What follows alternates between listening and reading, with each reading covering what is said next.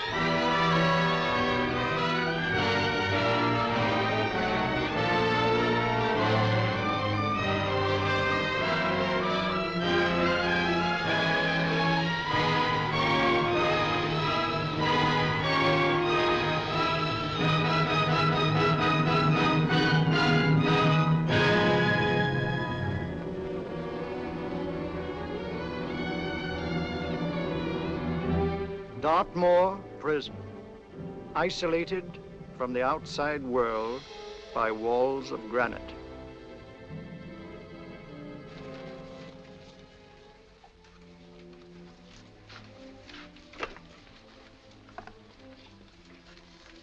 They say you could get out of here by merely telling what you know.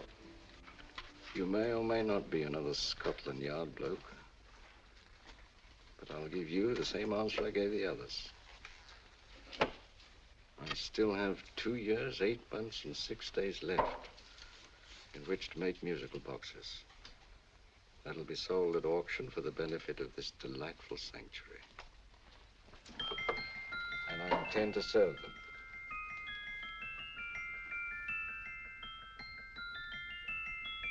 Move along. And now we come to the next object on our list, or I should say objects, because there are 3 of them. Now, ladies and gentlemen, these can be bought together or separately.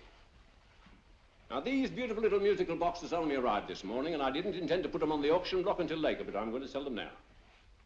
So, good friends, as our old pal Mark Antony used to say, lend me your ears.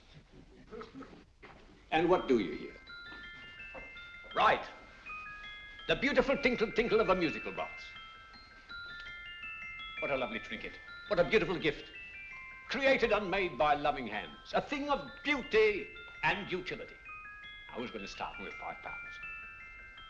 It's a bargain, £5. Do I see any hands? If there's a connoisseur in the house, will go £3 for it. £2. £1. 10 shillings. Thank you, sir. Ladies and gentlemen, 10 shillings is offered for a musical box you couldn't buy anywhere in London for less than £5. It'd be stealing to let it go for 10 shillings. Like taking milk from a baby. All right, we're selling for 10 shillings. 10 shillings, 10 shillings is offered, 10 shillings is offered, 10 shillings is offered. And anybody give me £1? Want to give me £1? I won't someone want to give me £1. A pound, £1 is offered, £1 is offered, ladies and gentlemen, £1 is offered. It's against you, sir. Will you go to £2? We go to £2, sir. £2. £2 is offered. £2 is offered. Going once, twice, third and the last call. Sold to the gentleman for £2. Sorry, my dear. Now, ladies and gentlemen, comes the opportunity to purchase an exact duplicate of the beautiful little musical box just bought by this gentleman for the ridiculous low price of £2. Now, it's exactly the same. Exactly the same. Made with the same hands. You hear that? Isn't that lovely? That tinkle, tinkle, tinkle, tinkle. Sounds like Bow Bells to me, you know, with little angels pulling on the ropes, eh? Who'll give me £2 for it? Who'll start me with £2? Will anybody start me with £2? Oh, come, ladies and gentlemen. You know, from your enthusiasm, we might all be in Scotland instead of London. Please buy it for me, Daddy. £2, certainly not. We all might be in Scotland. Besides, I don't like his manner. £1, 10 shillings. £1.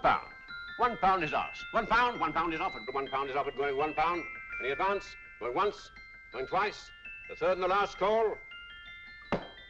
Sold to the lady for £1. Smart bidding, my dear. Thank you. We come to the third and last of these beautiful little musical boxes. Exactly the same. Tinkle, tinkle. Isn't that lovely? Ladies and gentlemen, I don't bring you here to gull you and swindle you. This is the exact replica of those two I just sold before.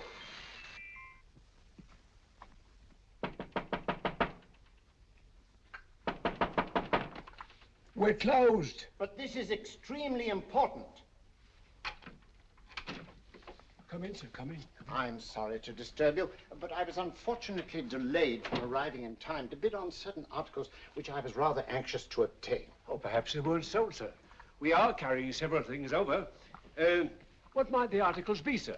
3 identical musical boxes, about so large. Oh, I'm sorry, sir, but they were sold. Pity you weren't here to bid on them. They didn't bring anything like the real value. I'm most anxious to obtain them. I wonder if your records would show who the purchasers were. Oh, we don't usually give out that information, sir. For certain, shall we say, sentimental reasons, I'm most anxious to get in touch with the purchasers. I'd be willing to pay, shall we say, £5. Well, for certain sentimental reasons, sir, we'd be very happy to oblige. Alfred, today's sales. The 3 musical boxes. Musical boxes, oh. Ah, here we are. The first purchase for £2 from Mr. Julian Emery, 52 Portman Square. Write this address down, Alfred. Yes, sir. Second didn't leave any name. Oh, how unfortunate. I think she's a dealer. You see, they don't like us to know where the things are going. On account of the profits. You say the second purchaser was a woman. Can you give me a description of her? Oh, she was a young woman, fairly tall, slender. She had a light complexion and dark hair, and she was wearing A grey suit, don't you remember? That's right. She probably runs a gift shop. She paid £1. You say she comes here fairly frequently? No, I didn't say so. But she does, sir. Like as not, she'll come in on Thursday. We have sales on Mondays and Thursdays. And the third box? The third, Mr. William Kilgore, 143B Hampton Way. For 10 shillings. Quite a drop from £2. Mr. Kilgore was a Scotchman. Thank you. You've been most helpful. Oh, thank you, sir. And any time you're passing, dropping, we always have lovely things for sale. Our card, sir? Thank you. I'll be back Thursday.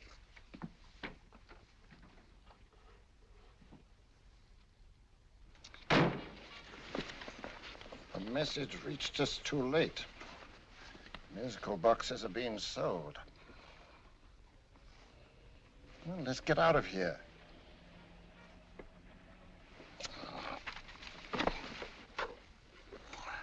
Someday you'll go too far. Reaching for a star, you fool. Yet a fool may touch a star, Colonel Cavanaugh, if he but reach high enough. But not possess it as you would. The musical boxes, they're being sold. What a pity for you, my dear Colonel. Is it my fault that the message reached us only an hour ago? Is it my fault that they were sold? She can't hold me responsible for that. Hope for your sake you're right.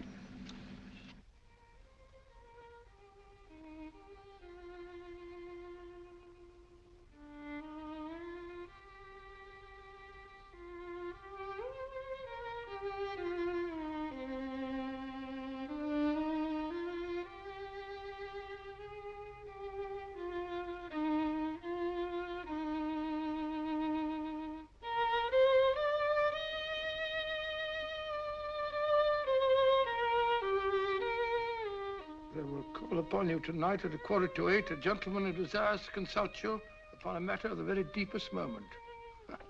Remember that letter, Holmes? It was written over 2 years ago. An interesting case, devilishly interesting. Irene Adler. What a striking-looking woman from the brief glance I had of her. Seems only yesterday. What charm. What poise, and what a mind. Sharp enough and brilliant enough to outwit the great Sherlock Holmes himself. I take it the new issue of the Strand magazine is out, containing another of your slightly lurid tales. It is indeed. And what do you call this one? I call it A Scandal in Bohemia. Not a bad title, eh? If you must record my exploits, I do wish you'd put less emphasis on the melodramatic and more on the intellectual issues involved. More on the what do you mean by that? Well, I do hope you've given the woman a soul. She had one, you know. By the woman, I suppose you mean Irene Adler. Yes. I shall always remember her as the woman.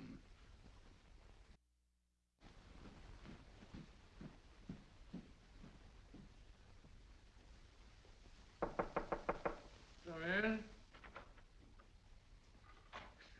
Hey, Stinky.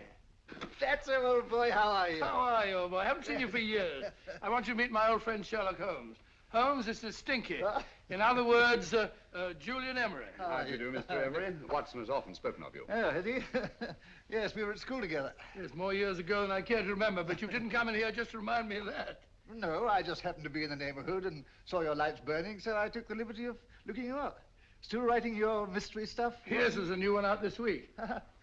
Good, I never miss them. Oh, good, thanks. I say that bandage makes you look very interesting. Still poking your nose into other people's business as usual? Who hit you? I haven't the foggiest notion. Somebody knocked me on the head in my own living room, and then proceeded to commit the most idiotic burglary you ever heard of. Fellow must have been balmy as a coot. Balmy? Why? Come sit down, old boy. Thanks. Would you like a cup of tea? Huh? Oh, all right. I'll go and tell Mrs. Hudson about it. Yeah. Why do you say the robbery was idiotic, Mr. Emery? Oh, simply from the fact that with about £5,000 worth of musical boxes in my living room, the thief, who I caught in the act, made off with one that isn't even worth £5. I gather you're a collector of musical boxes. Yes, I am indeed. Some of them are very beautiful, but not the one that was stolen. The thief evidently grabbed the first thing that came to his hand when he heard me coming into the room. Still, it's rather odd, isn't it, that having disposed of you, he didn't pick up something more valuable. Was there anything unusual about the stolen box? No, nothing at all. No, I picked it up in the south of France, several years ago. You say you have many valuable music boxes, and yet the thief made off with one that isn't worth £5. Sounds like rather an intriguing little problem. Well, I take it that he was just an ordinary petty thief and didn't know the value. That is a possible explanation, and yet I venture to say that the average petty thief has a more extensive knowledge of the value of objets d'art than the average collector. Well, anyway, that's Scotland Yard's theory. They didn't get very excited about it. That's consistent anyway. I wonder if I might see your collection, Mr. Emery. Oh, of course you could, yes. Nothing a collector likes more than showing off his trophies. When would it suit you? No time like the present. Good. My place is just round in Portman Square. Shall we? Yes, right. Hello? Where are you going? Stinky hasn't had his tea yet. Oh, I'm sorry. We're going round to my place, where I'm going to give you something better than tea. Now, this one was made for Louis XV, and is one of the very few still in existence from that period. And a particularly fine specimen at that. Charming, isn't it? Quite. It all sounded to me like a lot of mice running about on a tin roof. I'm afraid you have no ear for music, Watson. Give me a good old band playing a rousing march. You'll have all your silly little tweets.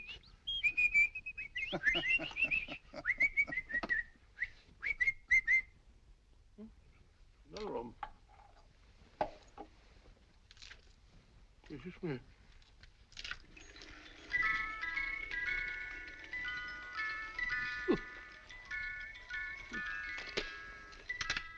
Stupid thing. Singing rabbit. What would you say offhand is the value of a box like that, Mr. Emery? Well, it's hard to say offhand, but I think we'll bring about £500 or £600 today. It's the gem of my collection. Yet a thief who steals an oddity like a musical box passes up one worth £500 for one of almost no value at all. Odd. Very odd. What was the stolen box like, Mr. Emery? Oh, just a plain wooden box about so big. As a matter of fact, I have one over here almost exactly like it. I picked this up yesterday at an auction room in Knightsbridge.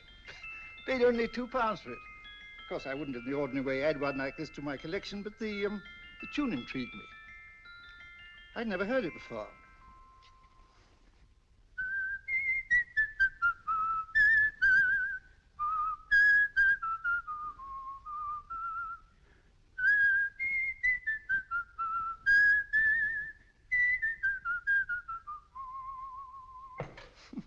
You have a remarkable ear for music, Holmes. Rather an unusual melody. Sit down, will you? Thanks. You say you bought that box at an auction sale yesterday? Yes, the Gaylord auction rooms in Knightsbridge. Run by old, what's his name? Crabtree. That's the man. At what time was the robbery committed? Oh, about 3 o'clock this morning. You know, Mr. Emery, that box and the robbery might well be cause and effect, especially since you say that the stolen box outwardly resembles this one a great deal.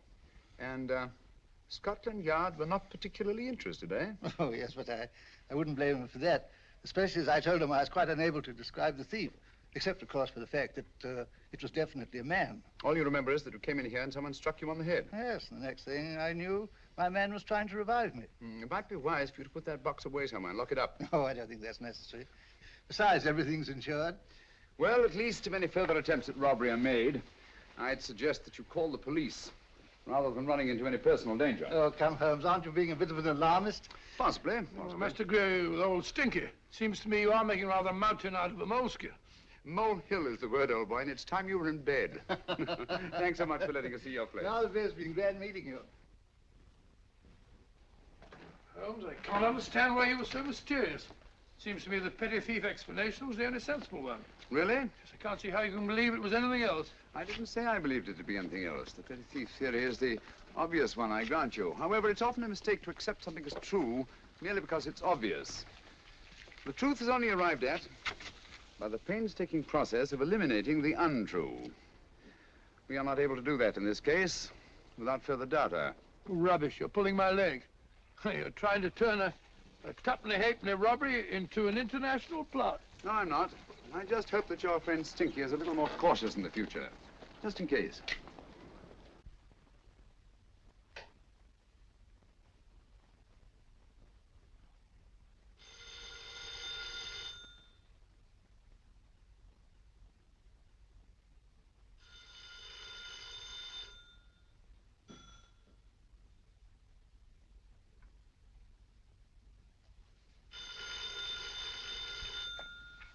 Hello? Yeah?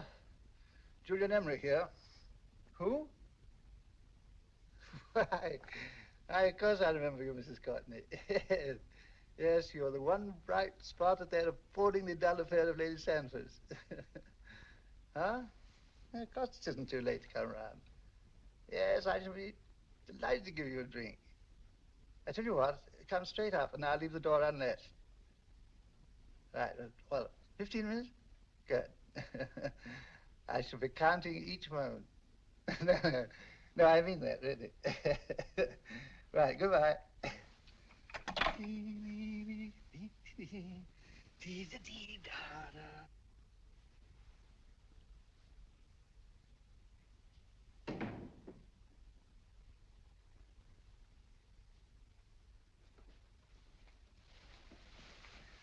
Boo! You startled me. Did I? Yes. Must be the pixie in me. I know I shouldn't have called you so late, but I was at a party just around the corner, and I remembered your invitation to see your collection of musical boxes. My dear Mrs. Courtney, pleasure is all the greater for being so unexpected. My friends call me Hilda. Thanks. Mine call me Stinky. Stinky, how quaint. Oh, what a perfectly wonderful collection of musical boxes. You know, when you told me you had a collection, I had no idea it was so attractive. Yes. They appeal to the ear as well as to the eye. Oh, what a plain little one. Why, it looks just like a country cousin amid all this grandeur. No. You mustn't underestimate the country cousin. Only last night a burglar broke in here, and with all these to choose from, went off with one very much like it. Really? Yes, I don't mind the loss of the box so much, but I do resent this crack on the skull. But it makes you look so interesting. Oh, do you think so? Uh-huh.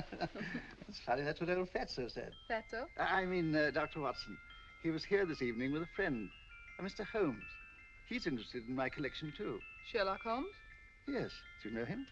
I've heard of him. Yes, he seems to think I'm in some sort of danger. What a haunting tune. It takes me right back to my childhood. Really? Do you know, it's odd that you should be interested in that particular musical box. Odd? Why? Because Mr. Holmes is also interested in it. He may have been more interested in the tune than in the box. My dear, yes, that's right. I remember now. He whistled it note for note, having heard it only once. Really? He must be a remarkable man. Bit of an alarmist, if you ask me. Don't you believe in warnings? Of course not. Who'd want a box like that? I would. You're not serious. Oh, but I am. Well, you put me in a very awkward position. I'm a collector, you know. And the collector buys but never sells. But if the price were high enough. The price has nothing to do with it. It's the principle of the thing. Yes, well, we haven't had our drink. No, thanks. I must be getting along. Must you really? I'm afraid so. You're not walking out on me, are you? My reputation. Stinky. I say, you know, you are an attractive woman. Thanks.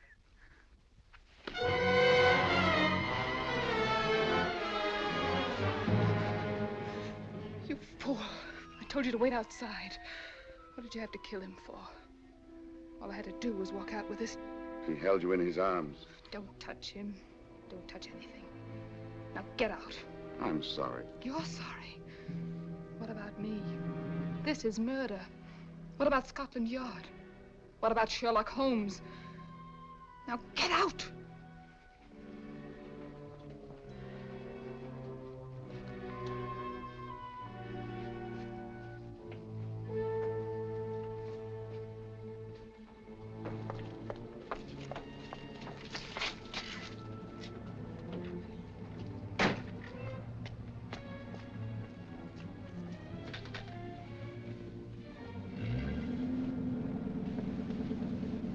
Did you get it? Good. Did you have any trouble with him? Just a matter of murder. Ah, Mr. Holmes. Hopkins? Thanks for coming so promptly. Inspector Lestrade suggested that I call through to you. Mr. Emery was the client of Mr. Holmes, Inspector. Indeed. You didn't mention that when I telephoned you, Mr. Holmes. Well, not exactly a client, Inspector. Sergeant Thompson? He was killed between the hours of 11 and 2 o'clock this morning, Mr. Holmes. Must have been someone he knew, someone of whom he had no suspicion. Poor old Stinky. It's all my fault. I should have prevented this. Well, it's no time to start talking about that now, Doctor. Apparently it's gone. That's the second attempt on the musical box that Emery bought at the auction sale. And this time it was successful. But that box was only worth £2. It was worth a man's life, Watson. I think we'd better pay a visit to Gaylord's auction room and that fellow Crabtree. Inspector, may I suggest that you make a complete search of this flat for a small, plain, musical box about that size? Thank you. Come on, Watson. You say the first box went to Mr. Julian Emery. The second to Mr. Kilgore, 143B Hampton Way. And the third to the unidentified young lady who presumably has a shop and lives near Golders Green. That's right, Mr. Holmes. Isn't it rather strange, Mr. Crabtree, that you should have had 3 identical musical boxes all playing the same tune? Where'd they come from? Dartmoor Prison. Dartmoor? Yeah, we get a regular shipment from there every month. The inmates manufacture them. Well, they make all kinds of things, you know, pipe racks, waste paper baskets, musical boxes. Did you happen to notice if anyone showed any particular interest during the auction in the purchasers of these 3 boxes? Oh, come now, Mr. Crabtree. This is very literally a matter of life and death. Well, since you put it that way, Mr. Holmes, there was a gentleman came in here about an hour after closing time, and he was in an awful state, he was. He gave me £5 to tell him where the boxes had gone to. He said they had a sentimental value for him, sir. Expensive sentiment. Can you describe him? He was tall, distinguished looking, and he had grey hair and a moustache. He was quite a gentleman, sir. What was his reaction when you were unable to supply him with the address of the young lady who owned the shop? I told him the young lady usually come back on Thursday. He said he'd come back on Thursday. Now, that's tomorrow. Thank you, Mr. Crabtree. You've been very helpful. Thank you. Come along, Watson. Where are we going now, Holmes? To the home of Mr. Kilgore, the man who bought the 3rd box.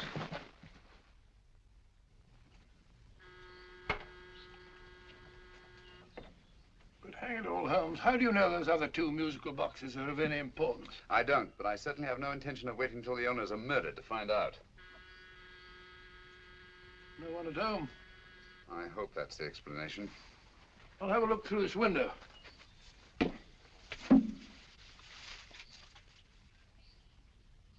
Doesn't seem to be anyone there. The whole place seems deserted as far as I can see. Yes. Mr. and Mrs. Kilgore at home? No. When do you expect them? Oh, in an hour or so.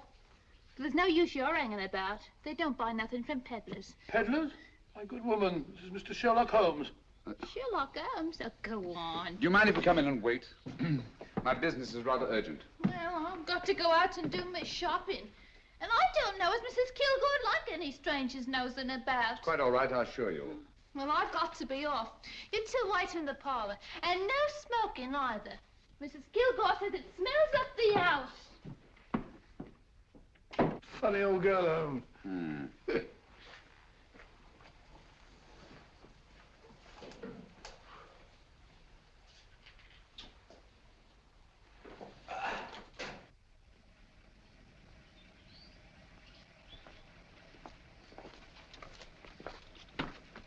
Park Lane. Park Lane?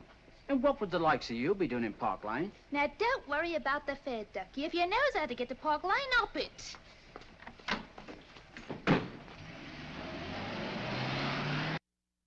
You know, Holmes, I've been thinking. There must have been something hidden in that box of old stinkers. Stolen jewelry, possibly. What's up, Holmes? Listen. What's just the steam in the water pipes?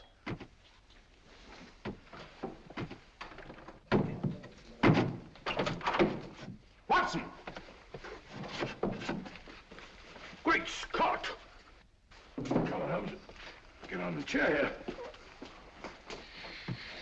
It's all right, my dear. There. Now, don't worry. It's all over. There you are, dear. Don't cry anymore. She tied me up and shut me in the cupboard. I know. She won't come back. Did you show her your new musical box? Yes, she said she wanted to hear it play, and as soon as I showed it to her, she grabbed hold of me. I know. Now, don't worry. We'll buy you a new musical box. Yes, my dear, the best one in London. Watson. Oh, what a fool I've been. What do you mean, Holmes? She took the musical box out of this house in that market basket, right under our very noses. Why could the Kilgore charwoman want to take the music box? She isn't the Kilgore charwoman. She's a consummate actress. An extremely clever, unscrupulous woman who will stop at nothing. Take care of the child, will you, Wolfella, till our parents get back. Explain everything to them. Of course I will. But, Holmes, where are you going? Somewhere, somehow, I must get to the young lady who bought that third musical box before our opponents find her. I only hope that I won't be too late. Oh, no. No, darling, you mustn't cry anymore. Now, cheer up. Would you like to hear old Uncle make a noise like a duck?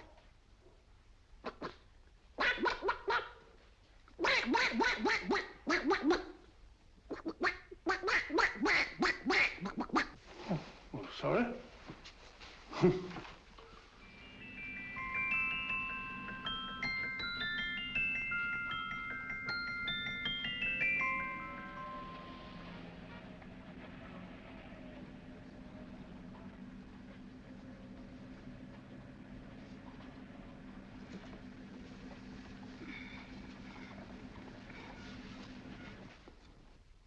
Now, ladies and gentlemen, how much am I offered for this beautiful lace Dresden china figurine? A lady of the French court. Now, this is the genuine article. What a beautiful ornament for your mantelpiece. Or you could use it as a centerpiece on the dining room table. Now, will somebody start me for £10? Will somebody start me for £10? £8? £7? All right, £5. £5 is offered, £5 is offered, £5 is offered, £5.10, £5.15, £5.15. £6 is offered, £6, going once, going twice, the third and the last call. Have you all done? Sold to the lady from Twickenham for £6. Next, we have a real museum piece, ladies and gentlemen.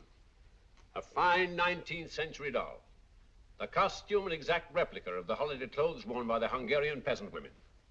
Now, ladies and gentlemen, an article like this would cost you from £15 to £20 in a West End shop. I'm not going to ask you for anything like that. Who'll give me £2 for it? £2. Anybody offer me £2? £2 for the Hungarian? £2? £1. What? Anybody give me £1? Anybody offer me £1 for the doll? £1 is offered, ladies and gentlemen. £1 is offered. Now, I'm not going to waste your valuable time or mine in trying to get one half of what this beautiful doll is worth. If the young lady can steal it for £1, that's her good fortune. So it's going once, it's going twice, the third and last call. Any more? Sold to the young lady for £1. And now, ladies and gentlemen, may I draw your attention to something which may be a great surprise to you, worthy of any collection. The only other one like it is in the British Museum. It's a Ming vase of the 7th dynasty. This vase lay in a large collection somewhere outside Rome for over 2 centuries, I understand. It was discovered there by the noted antiquarian, Sir Andrew Coppleston. Now, some of you may remember Sir Andrew Coppleston. Besides being a noted traveler and antiquarian, he's also a gentleman rider.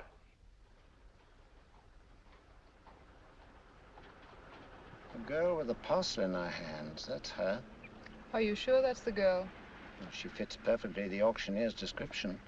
Follow her, Hamid.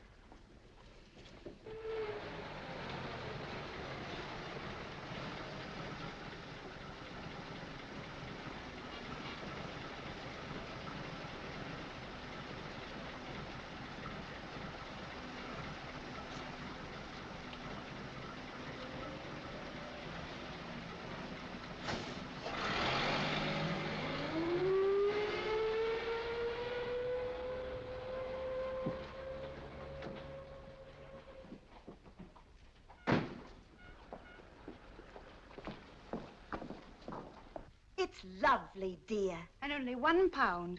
We can get at least 3 for it. Easily. I'll go make some tea. I could do with a cup. Right.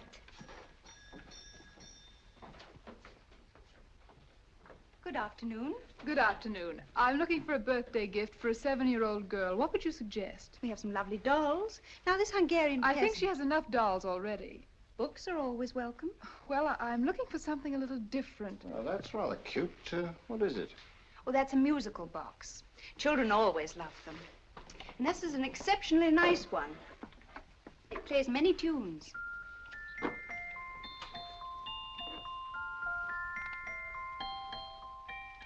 Have you any others? Yes. If you'll just step this way. I have only 2 left.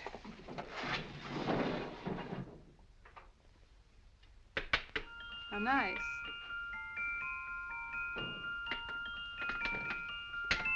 Are you sure this is all you have? I'm sorry. They're rather hard to find, you know. That's our entire allotment. I did have one other, but I sold it earlier this afternoon. But it was only a plain wooden one. It wouldn't have been a very nice gift for a child. Really? Do you happen to know who the purchaser was? Why, yes. He left his card, just in case anyone should inquire for him.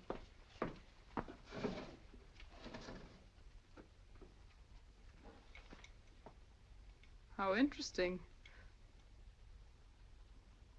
I'm sorry, but I'm afraid I'll have to look a bit further. Thank you anyway. Good afternoon. Thank you.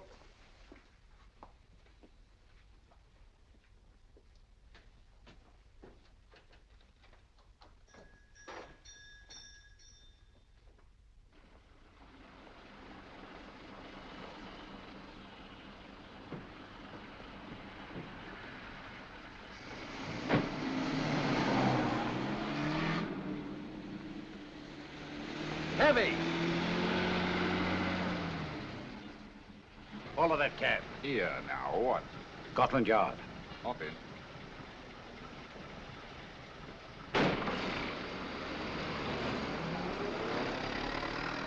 Sherlock Holmes. I might have known. We thought we were the hunters, instead of which we're the hunted. We've been fools. We played right into his hands. Of course. He's had us followed. Don't look. The man in front of the toy shop. Hamid, turn sharp right at the next corner and again at the next.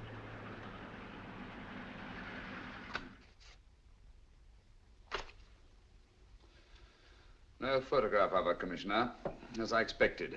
She's not a known criminal. But how do you expect to know if you do find her? After all, she was disguised as a charwoman. Don't worry, old fellow. If I ever see her again, I'll recognize her.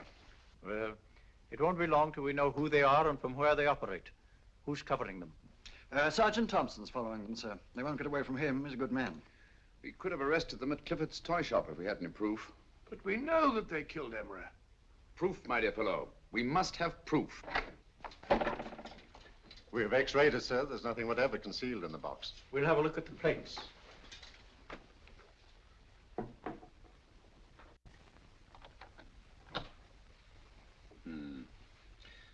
Must be some clue. And it's probably so obvious that we've all overlooked it. Seems to me we're up against a bunch of lunatics. Not lunatics, my dear fellow. Extremely astute, cold-blooded murderers.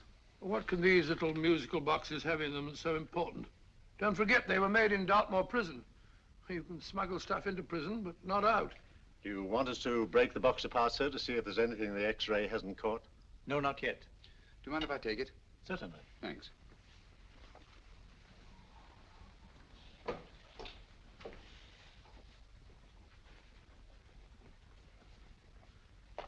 The governor of Dartmoor Prison informed us, sir, in answer to Mr. Holmes' question, that all 3 musical boxes were made by the same convict, John Davidson, serving a 7-year term, sir. Davidson? The Bank of England plates. That'll be all. Yes, sir. Now we're getting somewhere. Wait a minute. How did you know about the plates, Mr. Holmes? I'm a student of crime, Inspector. I make it my business to know about such things. And when the name of Davidson was mentioned... Well, who is this fellow Davidson? As long as Mr. Holmes seems to know all about it already, I suppose there's no harm in telling you. 2 years ago in London, there occurred a robbery of such tremendous importance, although the stolen articles themselves have no intrinsic value whatsoever, that the Home Secretary was instrumental in seeing that not a word of it appeared in any newspaper. But you never told me anything about this, Holmes. You were away at the time. Articles of no intrinsic value and yet of such importance? I don't understand. Davidson was apprehended within 15 minutes of committing the theft. But by that time, he'd hidden the articles in question and they've yet to be found. Before going further, Dr. Watson, I must inform you that this matter's not to be mentioned outside of this room. Of course not. Do I look like a man who'd gossip? Let's not go into that now, old fellow, shall we? Davidson had been employed for years in a position of extreme trust by the engravings department of the Bank of England. The articles he stole were nothing less than a complete duplicate set of plates for printing £5 notes. What? The Bank of England's own plates? Precisely. And with those plates, a gang of crooks could flood England with £5 notes, not forged in the usual sense of the word, but notes undetectable from genuine Bank of England notes in any way whatsoever. Good heavens.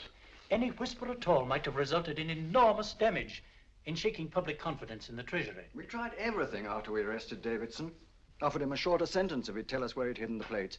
Why, we even put in Scotland Yard men with him as cellmates, but no results. Obviously, Davidson is a man of strong character and infinite patience. Yet suddenly he feels impelled to smuggle out the secret of the hiding place of the plates to his confederates. Why? I don't understand, Mr. Holmes.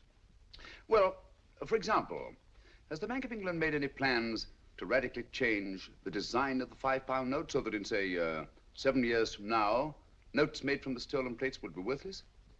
Confidentially, Mr. Holmes, such a move was discussed.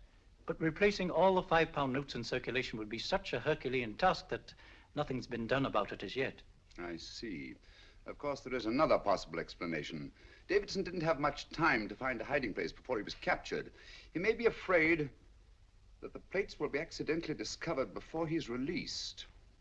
Hence his anxiety to communicate their whereabouts to his confederates as soon as possible. I believe you've hit it, Mr. Holmes. I'm sure that the message is contained in this musical box. Or rather, in all 3 musical boxes, since possession of all 3 seems to be essential. Our opponents have 2/3 of the puzzle, we have 1/3. Well, what are you going to do, Holmes? Try to deduce the message from the 1/3 that we have.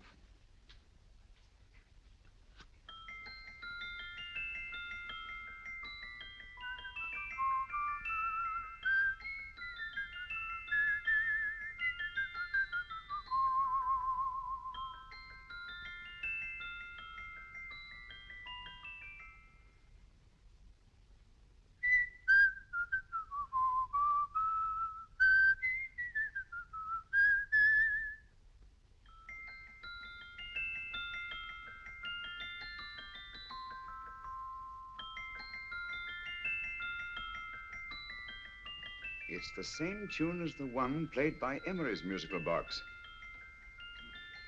And yet it's different. Sounds the same to me. The tune. Somehow the tune is the key to the mystery. It must be the tune. Otherwise, why use 3 musical boxes to convey the message? Why not collar boxes or shoe boxes? Yes? Oh. It's for you, Inspector. Oh, thank you, sir. Inspector Hopkins speaking. What? Where? Golders Green Station reports they've just found Sergeant Thompson's body. From the tire marks on his clothes, he was apparently run over by a taxi. What an unfortunate accident. Not an accident, my dear fellow. I'm afraid it's murder. Oh, you never know just who you're going to meet when you're walking down a busy London street. Mrs. Hawkins, Mrs. Brown, any subject of the crowd. Oh, you never know just who you're going to meet. So you better hold your topper in your hand, just in case you meet a lady on the Strand. Girls will think you're kind of sweet, and your day will be complete. Oh, you never know just who you're going to meet. Now a gentleman is judged by his appearance. Yes, a gentleman is judged by how he talks.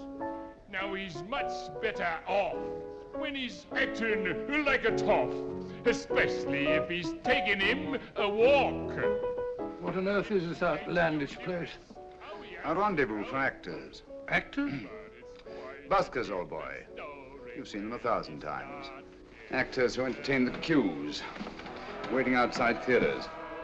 You never know just who you're going to meet when you're walking down a busy London street.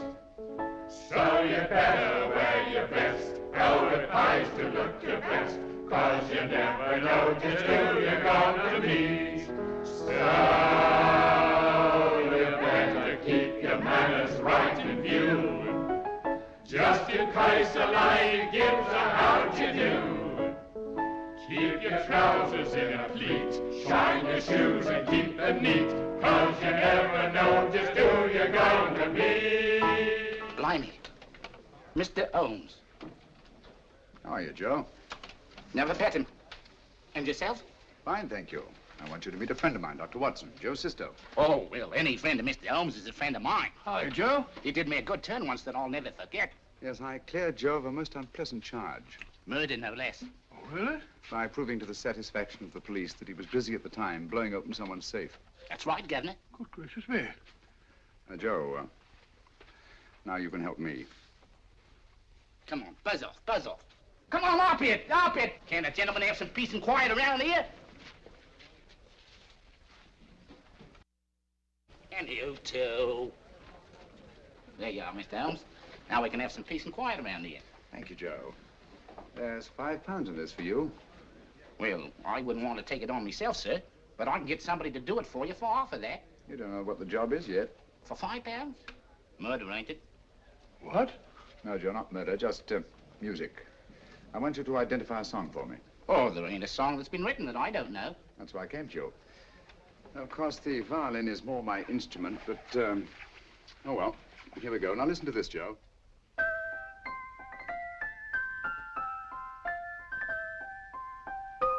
Wait a minute. You're playing that wrong. That should be E natural, not E flat. You know the song? Oh, yes. It's an old Australian song called, The Swag Man. But you're playing it all wrong. That's what I hoped you'd say. Now, listen again, Joe.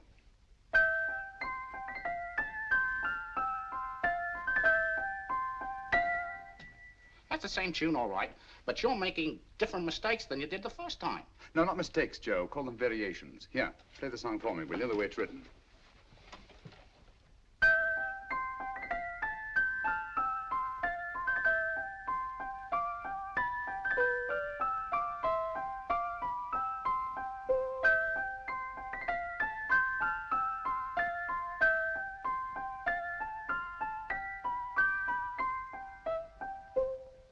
There you are.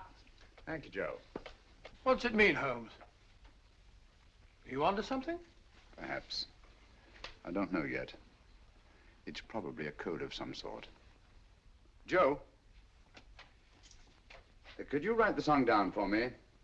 The way it was originally written? Oh, sure, Mr. Holmes. But it'll take a few minutes. Here, Mabel. Pale ale. Come on, up to it. Along with it.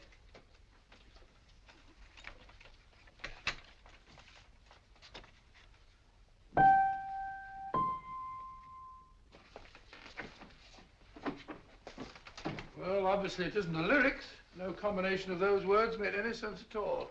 The variations in the way Emery's musical box played the tune are different from the variations in the one we have. You sure? Quite. You see, I took the trouble to memorize the tune as played by Emery's box that night we were with him in his flat. Holmes, you amaze me. Elementary, my dear fellow. One of the first principles in solving crime is never to disregard anything, no matter how trivial. But why are 3 boxes? Why not 1? Because the message was obviously too long to be conveyed by any one variation. Then there's the 3rd box, the one that woman took from the Kilgores. That contains yet another set of variations. Yes, well, it's all beyond me. Well, all we have to do now is to find the secret of the variations. Not a very easy problem to solve, my dear fellow.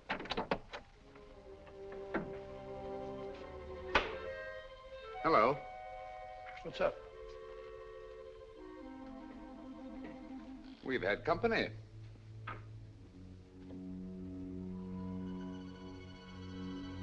I say, this is outrageous. Ask Mrs. Hudson to come in here, will you? Right.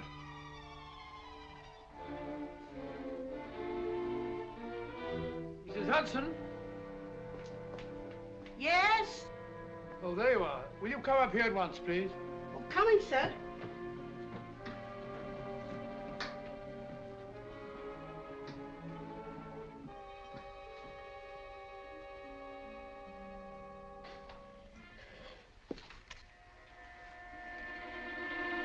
Mercy me, Mr. Holmes. What has happened? Who called while we were out, Mrs. Hudson? Just a young lady. The one who said you wanted her to wait for you. And a nice-looking old gentleman with Our her. friends again, Watson. Friends? What did the young lady look like? Oh, I couldn't see her face. She had a heavy black veil on. But she had such a nice way with her.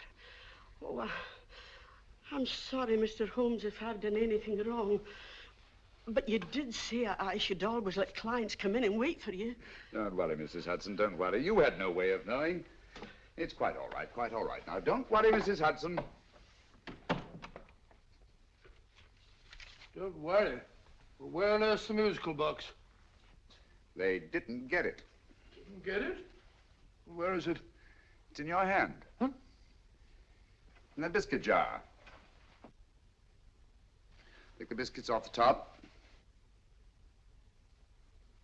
Now put your hand inside, and you'll find the music box. Well done, Holmes. Well done. Amazing.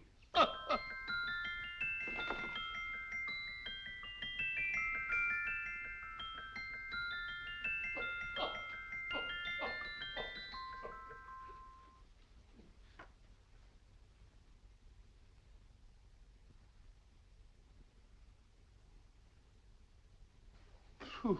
Nice fresh smell. Like a pub after closing time.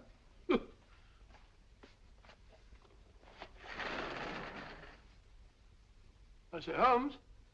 What? It's morning. Allow me to congratulate you on a brilliant bit of deduction.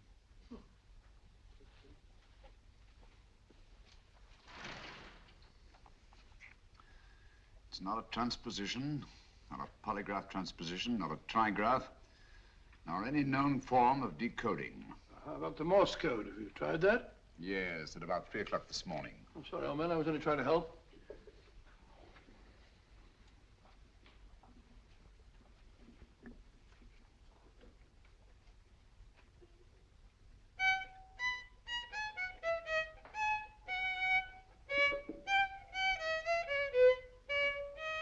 Oh, do me a favor. Not again. Must have heard that thing 1,000 times. Kept me awake all night.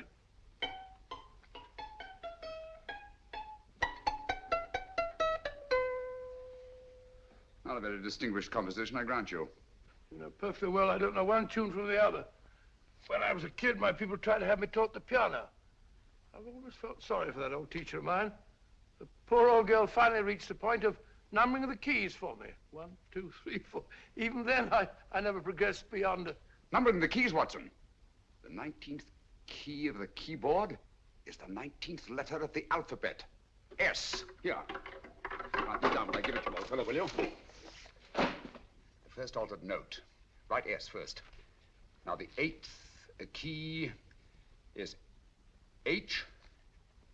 The 5th key, E. The 12th key, L. The 6th key, F. S-H-E-L-F. Shelf. Your piano lessons were not in vain, old fellow. You've solved it. Thank you.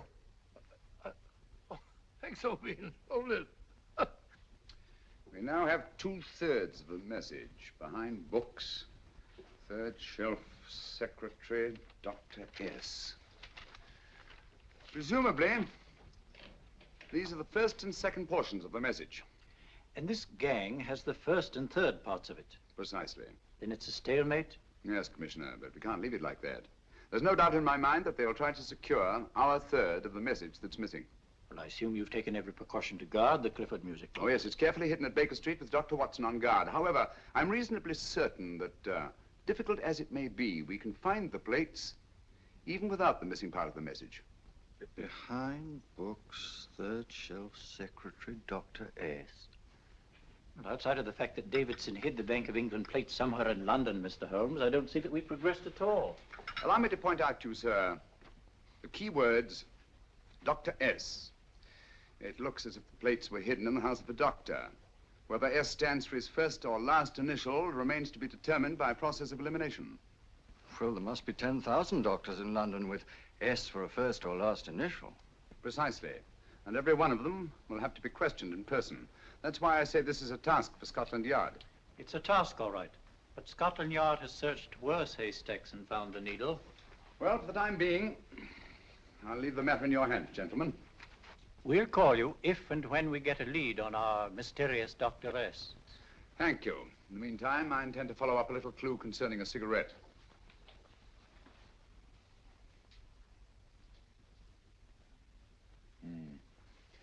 You're certain of the identification of the tobacco? Absolutely. I have made up this special blend for only 3 customers. It is almost pure Egyptian, with admixture of latakia for added body, and a pinch of perique. Merely a whisper, as one might say, for elusive fragrance. Yes, yes. And the 3 customers? Major Wilson in Bombay, India. Mrs. Catherine Leamington Smith in Ireland. Yes, and the third? Mrs. Hilda Courtney of Park Mansions, Bryanston Square. Thank you. Thank you very much. You've been most helpful. It is a pleasure to have been of service, Mr. Holmes.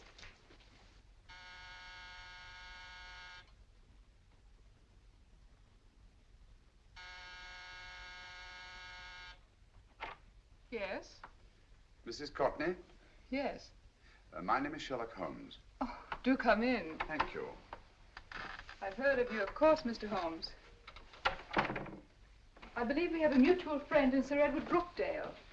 He's spoken to me of you quite often. Indeed. And to what good fortune am I indebted for this visit? I think you know Mrs. Courtney. Well, I did get a summons for speeding last week. But outside of that, I don't think I'm of any interest to the police. Oh, come now, Mrs. Courtney. You seem to forget that you and I have met before. I'm sorry. I'm sure I would have remembered meeting the great Sherlock Holmes. Please sit down. Thank you. You say we met before. Yes. At the home of Mr. and Mrs. Kilgore, 143B Hampton Road. Kilgore? I don't think I know anyone of that name. Well, I didn't say you knew them. As a matter of fact, you called on them when they were out. I don't understand, Mr. Holmes. Really? And you were dressed rather differently. Indeed. Cigarette? Thank you.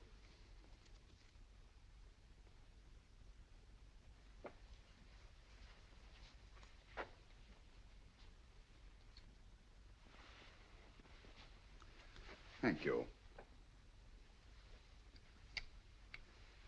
You know, Mrs. Courtney, people generally forget in assuming a disguise that the shape of the ear is an almost infallible means of recognition and identification to the trained eye.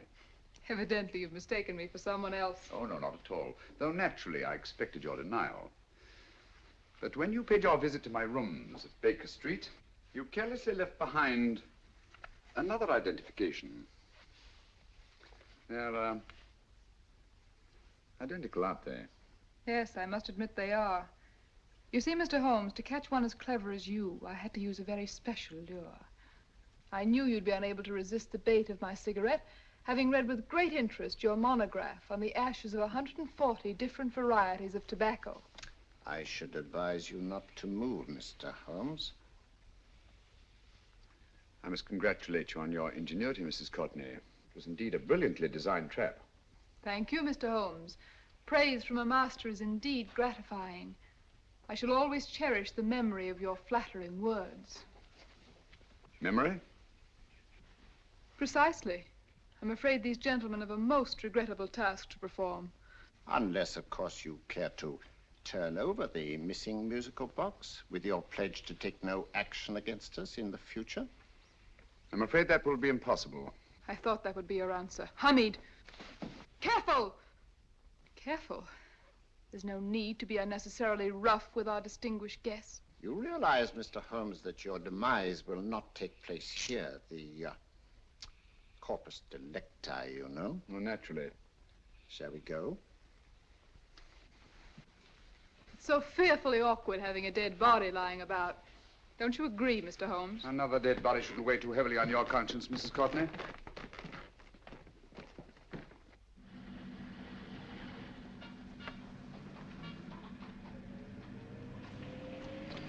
You mind if I have a cigarette? Don't see why not.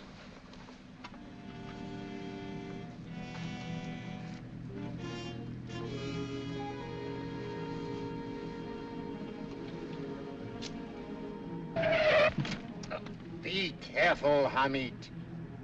It's the brakes, they bind. Thank you, Colonel Cavanaugh. It's very considerate of you.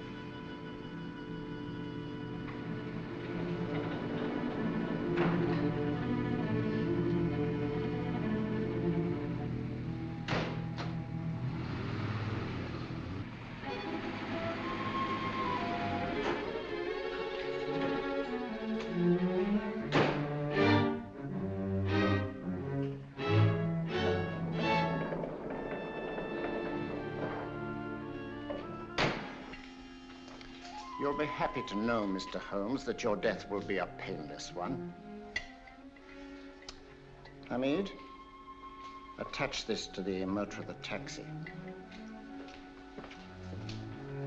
That little attachment, my dear Mr. Holmes, contains the deadly fluid known as monosulfide. The Germans use it with gratifying results in removing their undesirables.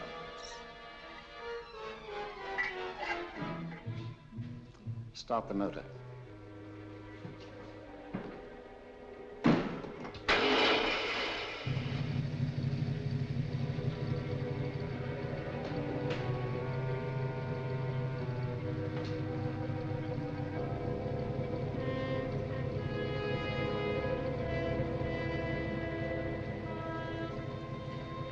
Tape his mouth.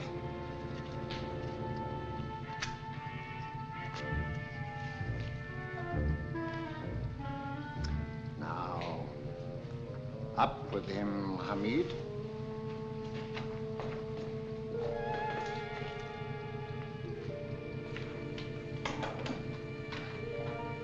You find yourself like Muhammad's coffin, Mr. Holmes, suspended between heaven and earth.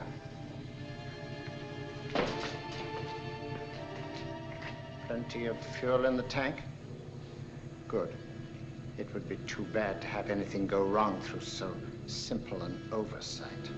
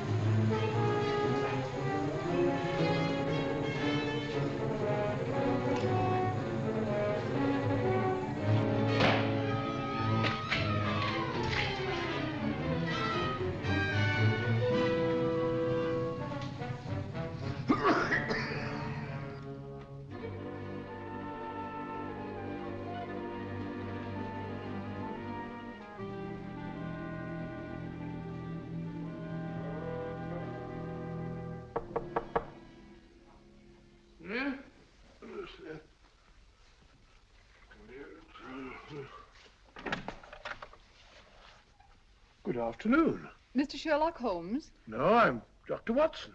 Oh, of course, Dr. Watson. How stupid of me. Oh, so this is stupid of me.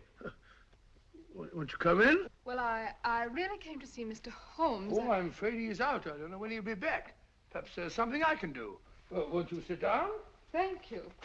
You know, Sherlock Holmes and I have been engaged on a great many cases. Oh, really? Yes, indeed.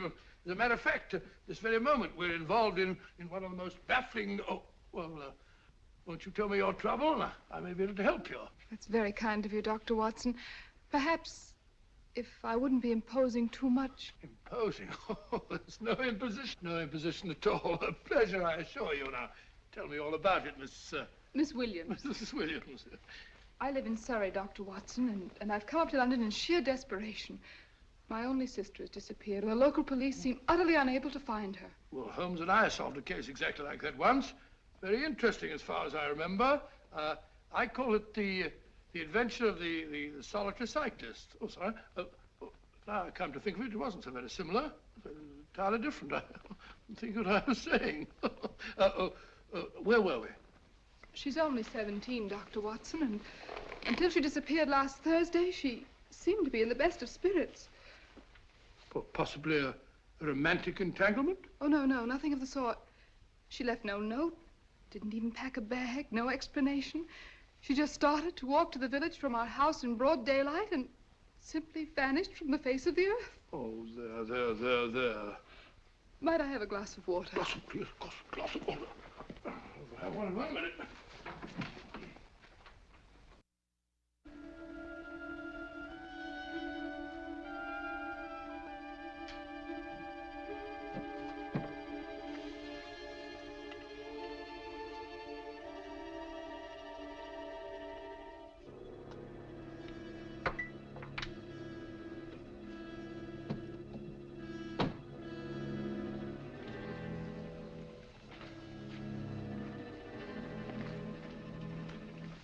There you are, my dear. Thank you, Dr. Watson. No, you're not to cry anymore. You must pull yourself together. Oh, I feel much better already knowing that you're going to help me. Oh, Dr. Watson, look! Good heavens! Oh. Get through the fire brigade, quickly!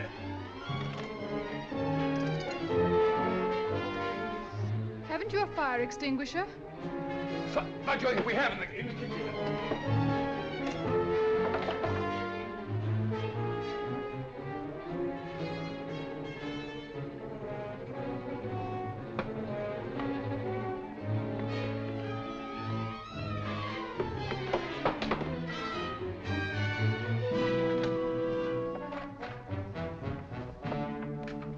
Don't you worry, Miss Williams. We'll have this thing out in no time.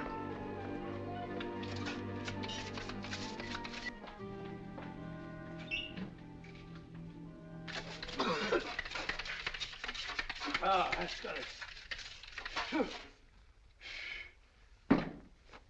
It's a mare. Well, you see, there was no need for the fire brigade after all. I hope you weren't too frightened, Miss Williams. Oh, gone. That's the trouble with women. They always lose their heads in an emergency. Well...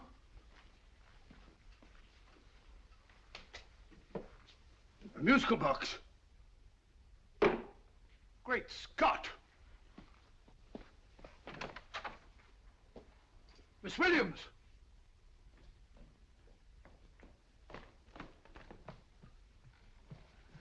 Well? Good. And Holmes? By now, Mr. Holmes has no doubt exchanged his violin for a harp. Always assuming that heaven is his destination. And now that we have the missing musical box.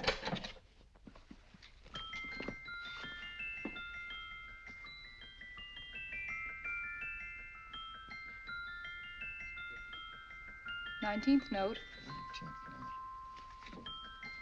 19th letter. Yes. He hasn't been there, you say? Holmes, where on earth have you been? I've been trying to get you at the club, at Scotland Yard, all over London. You were looking for me in the wrong places. Holmes, terrible things happened. I've been duped. That woman, she made a complete fool of me. Well, what do you mean? Well, she came here, let off a smoke bomb. I thought the whole place was on fire, and my first thought was to save the musical box. No need to say any more. She has the box. Yes.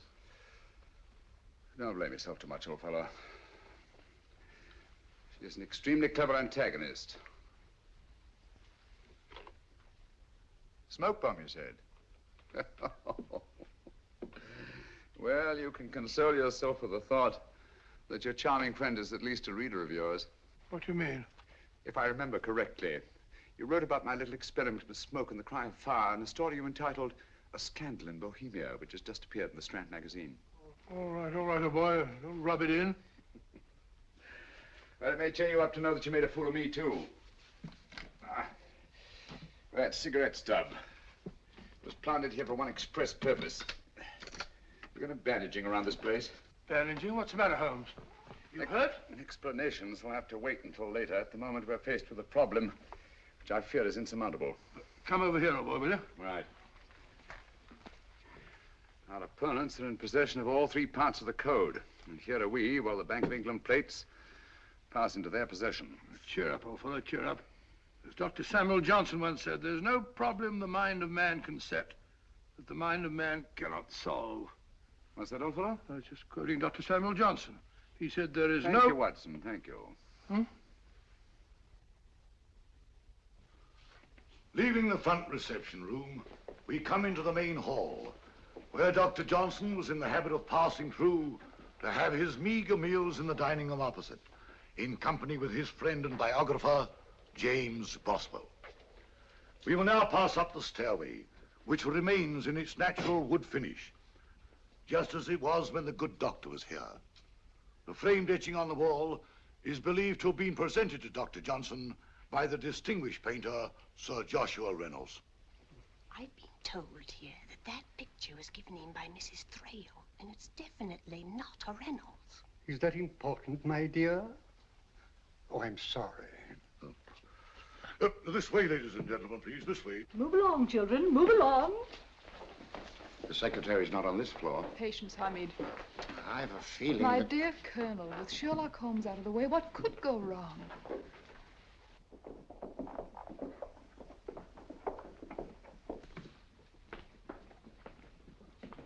And here we have the Garrett Library, in which Dr. Johnson wrote his famous dictionary, and in which you will see also many of the great man's books and other items of interest. Step forward, ladies and gentlemen, please, step forward. Standing in the corner is the secretary, which contains many of the original works by the literary genius. On this table, Dr. Johnson's cat, Hodge, used to sleep while his master worked. A strange thing about this cat, ladies and gentlemen, was its love of oysters.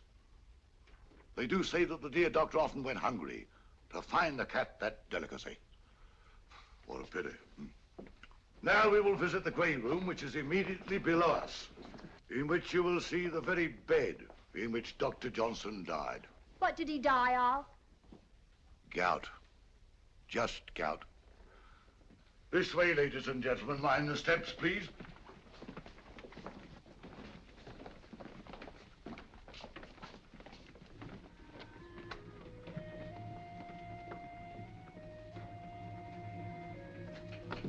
Your keys.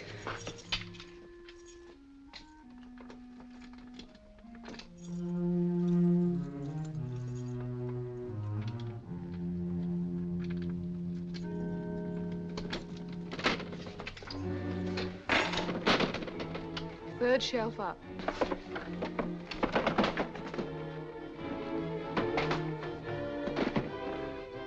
The knife.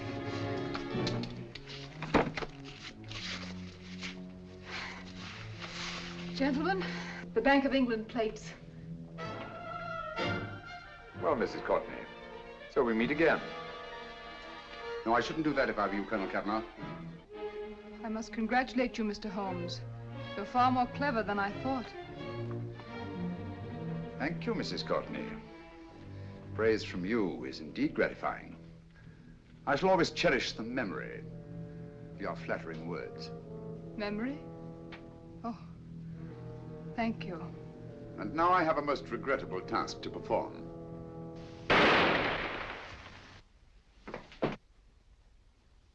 Holmes! Coming, Holmes! Holmes, you all right? Perfectly, thank you, old fellow, but I think this gentleman on the floor requires some medical attention. We must see that he looks his best, you know, when he's hanged. Take them in charge.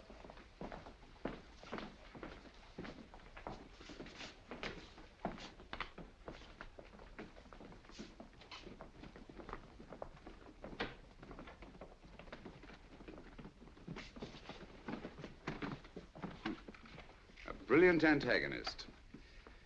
It's a pity her talents were so misdirected. Will you see that these plates are returned to the Bank of England, Inspector? I still don't understand how you solved it, Mr. Holmes. It's entirely due to Dr. Watson. He gave me the clue when he mentioned Dr. Samuel Johnson. Well, congratulations, Doctor. Oh, thank you, Inspector. I don't think I'd have done it entirely without Mr. Holmes's help, you know. Oh.